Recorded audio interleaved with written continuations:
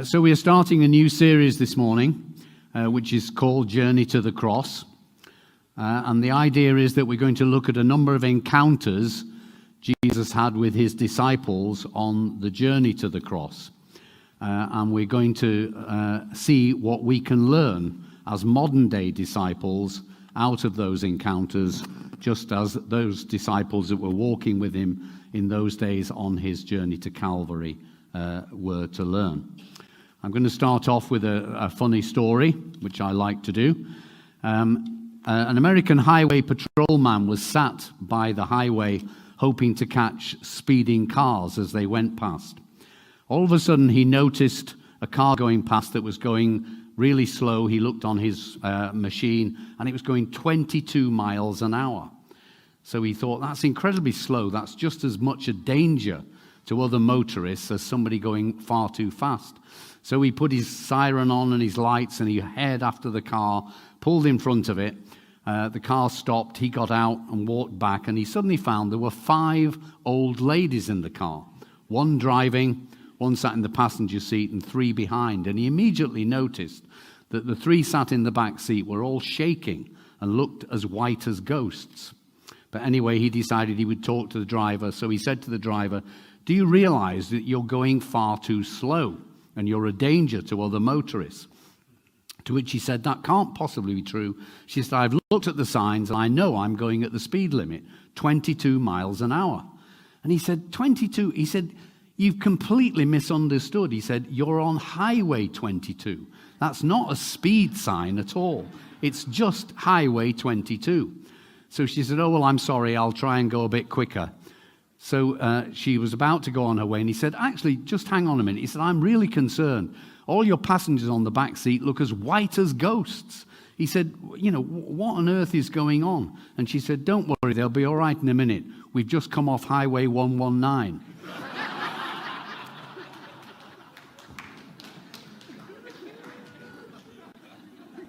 Had to follow Giles' sense of humor with another Giles sense of humor, didn't we? So we're going to read in a minute John 13, verses 1 to 17, which is the passage, as you've already seen from John and Ellie's brilliant construction of it, is the passage about Jesus washing the disciples' feet. The context of the passage is simply that Jesus' public teaching has come to an end. And the next few chapters, he'll teach some lessons that are really, really important for his disciples to learn. I think the disciples were really enjoying the limelight of being with Jesus. That's also a context for the passage. Some of them had been at the Mount of Transfiguration with him. They really enjoyed the glory. They didn't want to come down. Jesus had recently said to the disciples as they'd been walking along the road, "What were you talking about as you were walking along the road?" And then in Mark 9:34 it says, "But they kept quiet because they had been arguing about who was the greatest." They had been arguing about who was the greatest. I think we can all enjoy the limelight sometimes. In 2015, I went to Zurich and watched my daughter present the Ballon d'Or. And when I came out of the hotel the next morning walking with my daughter, it was amazing the number of people who came up to her and asked if they could have selfies with her. So all the time I was sort of standing there thinking, well, maybe somebody will ask me if I'd like to stay in the picture, but they just kept getting me.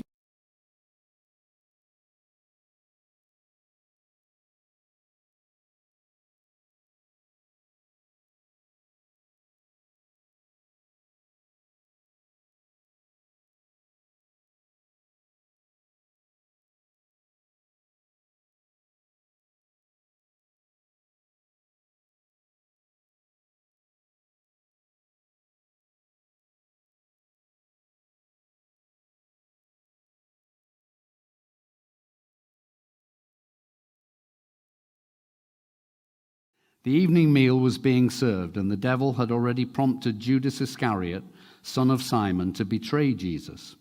Jesus knew that the Father had put all things under his power, and that he had come from God and was returning to God. So he got up from the meal, took off his outer clothing, and wrapped a towel around his waist. After that, he poured water into a basin and began to wash his disciples' feet, drying them with a towel that was wrapped around him.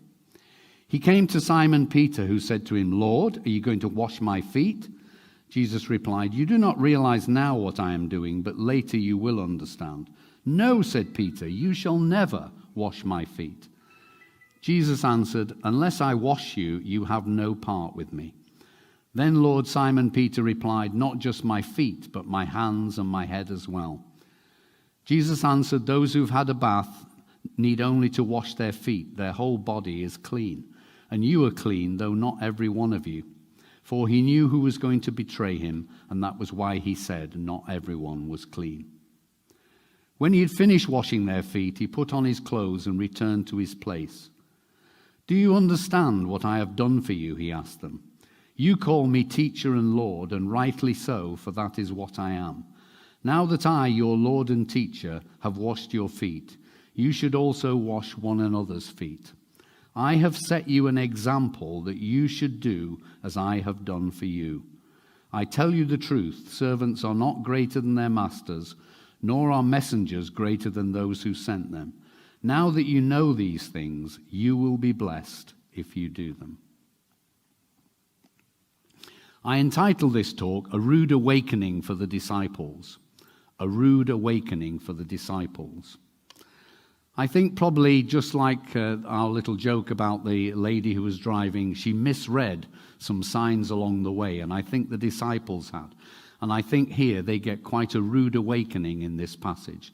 There are three things, I think, that really shocked the disciples and tried to change their perspectives, which Jesus felt was obviously really important. The first one is that Jesus made leadership very different.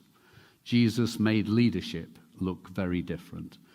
Verses 4 and 5 say, "He got up from the meal, took off his outer clothing, and wrapped a towel round his waist. After that, he poured water into a bowl and began to wash the disciples' feet." Why did Jesus address this issue? I think we can see it in verse 1. It says there, "Having loved his own, he now showed them the full extent of his love." Because of his great love for us, I think Jesus wants to help us to get rid of harmful attitudes. As John pointed out to us in his excellent demonstration before, we all know, and we've heard this passage taught many times before, that actually the role of washing feet was usually given to the lowest servant. Jesus felt there was pride and a sense of self-importance amongst the disciples. The disciples, therefore, were given a rude awakening by Jesus doing a menial task. It's very interesting to me, isn't it, that actually nobody stepped up and said, "Jesus, please don't you do this. Let us do it for you." Nobody did that. They just let him get on with it because it wasn't a job that they wanted to do.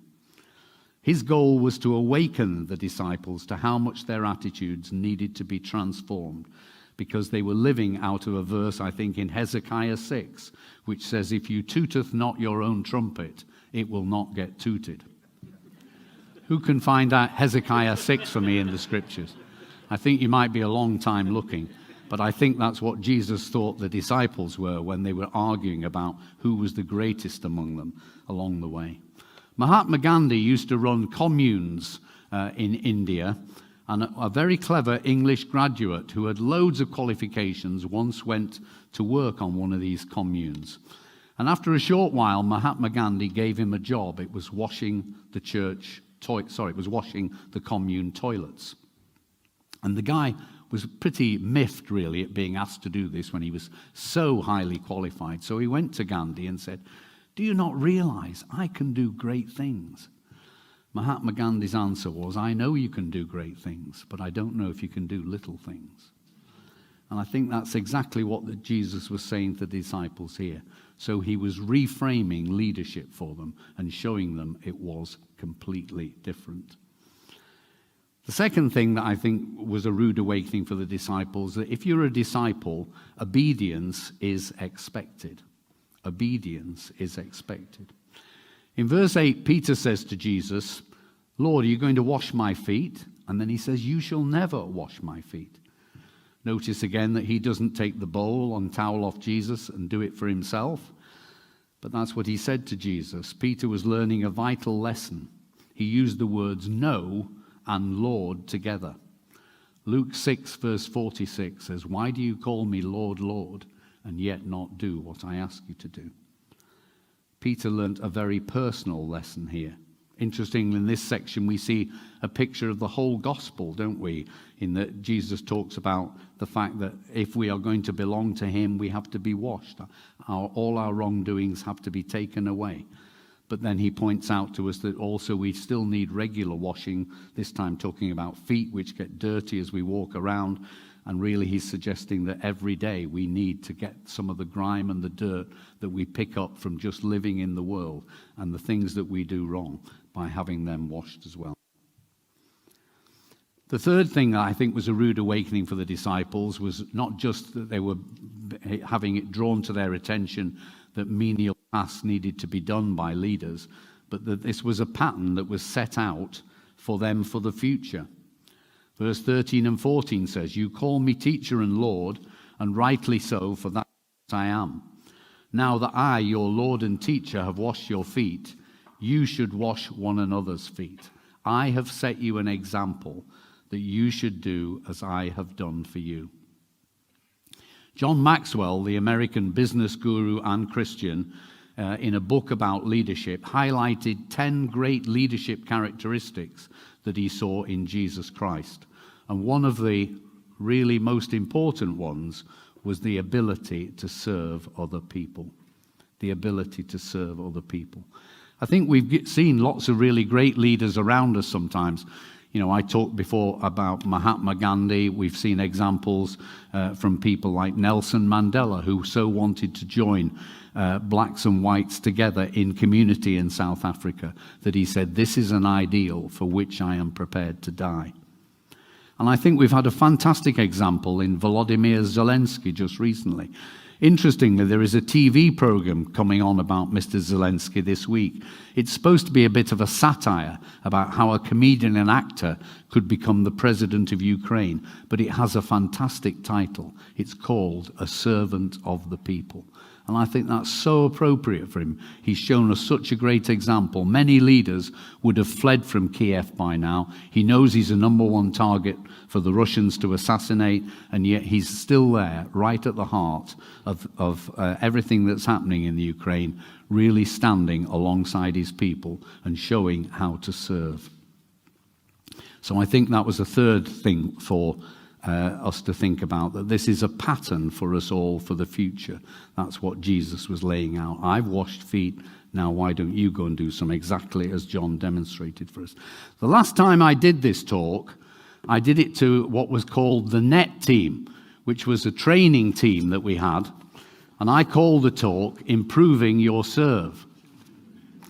So I went to the NET team talk, pretending that I had misunderstood what I was being asked to do, and that actually I was going to do a demonstration of how to improve my tennis serve. And so I started off doing that. I was talking about taking your racket into back scratches and things like that. So I think this is exactly what Jesus is asking of each one of us. He's asking us to improve our serve. So I'm going to do a quick demo, and Neil Murray, you're very lucky that I'm doing it to Neil. I have stood at one end of a court while Neil Murray served to me. The ball comes like an absolute hurricane. And you would really even rarely see it. But here you are, Neil. Are you ready to catch my serve? So here we are, okay. Oh, not very good at all. Okay, we'll do one more. Oh, dear. Right, I obviously do need to improve my serve. I'm sorry, Neil. Fine, let's go back on stage.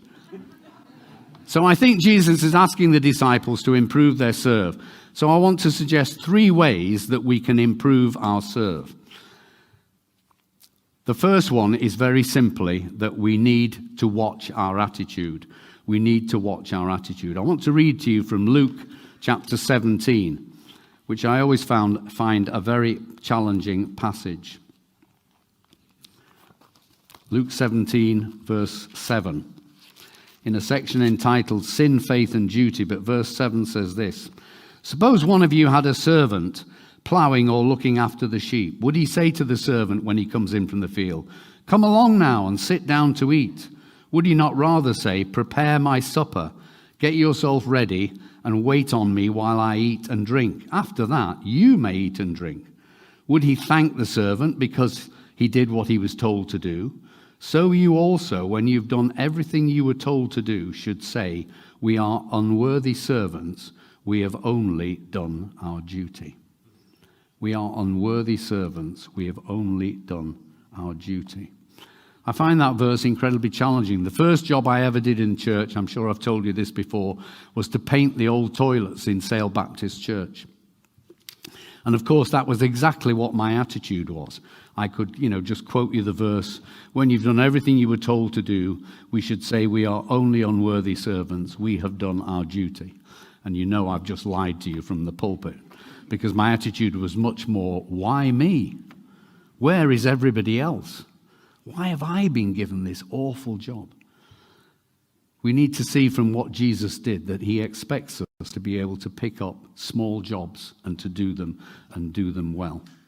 Archbishop Temple described humility in this way. He said, "Humility is not thinking more of others than you think of yourself.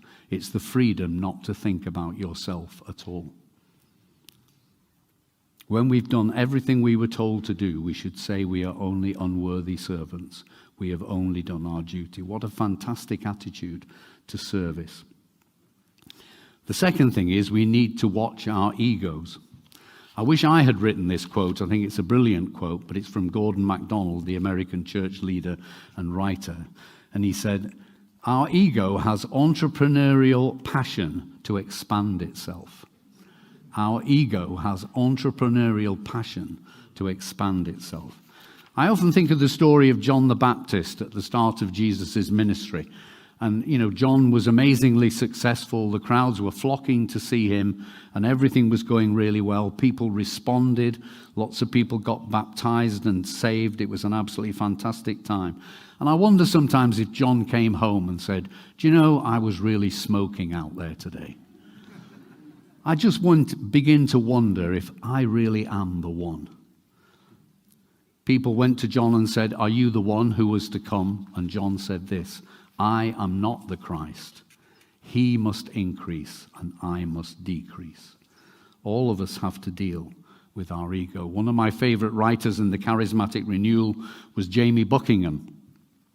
And Jamie Buckingham wrote lots of very successful books during the 1970s and 80s, including one of my favorite books of all time, Where Eagles Soar. But the first book he ever wrote was a biography of Billy Graham. And a few days before the book was going to be published, he was sent his advance copy. And he was so thrilled, and he wanted to show it all to his family, and he thought it would be really great. And there on the front page was a big picture of Billy Graham, and Billy Graham's name was all over it. But his name was nowhere to be seen. And he was devastated. And so he turned inside the front cover, and there in very tiny letters were "As told to Jamie Buckingham." We all need to realize that we are supporting acts. He must increase and I must decrease.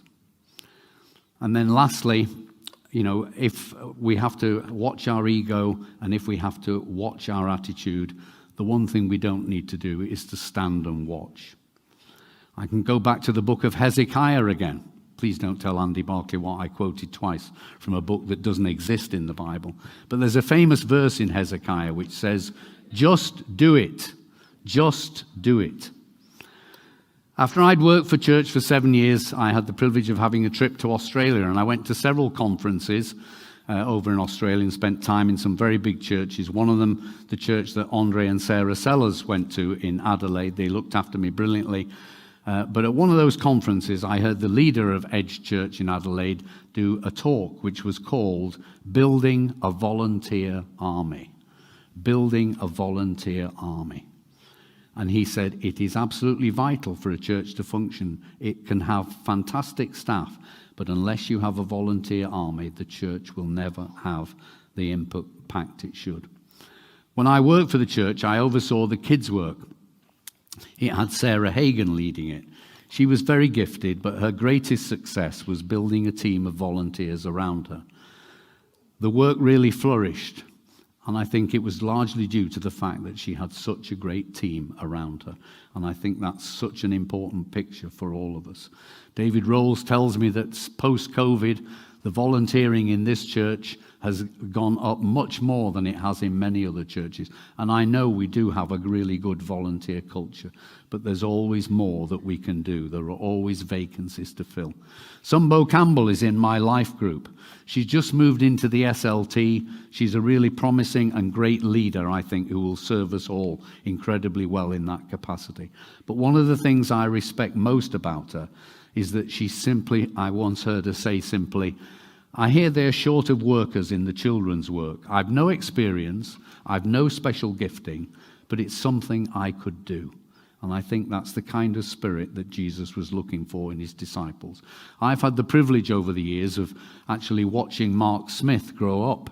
That sounds rude, I don't mean it to be rude. Of watching him grow up. I've watched him on the stage speaking. He's a brilliant communicator. I've been with him in lots of meetings. He's great fun to be with, but he's incredibly perceptive and really thinks about things. But you know, the times that I respect him most are when I walk past him on a Sunday morning, a wet Sunday morning, when he's standing serving in the car park. I think there are lots of great examples for us. And it's so important that we don't just watch, but that we join in. Because with a volunteer culture, if we can build a really good volunteer army, then we'll see our church prosper in a way it can't possibly do otherwise. After washing the disciples' feet and encouraging them to serve like him, Jesus said, you will be blessed if you go and do likewise. That's an amazing thing. And many of us could testify to it, that when we have served, when we've volunteered, we have indeed been incredibly blessed. The disciples did have a rude awakening on Jesus' journey to the cross. They had to change their perspective, their priorities, and their position. And I think actually it would be great if we too followed their example. Amen.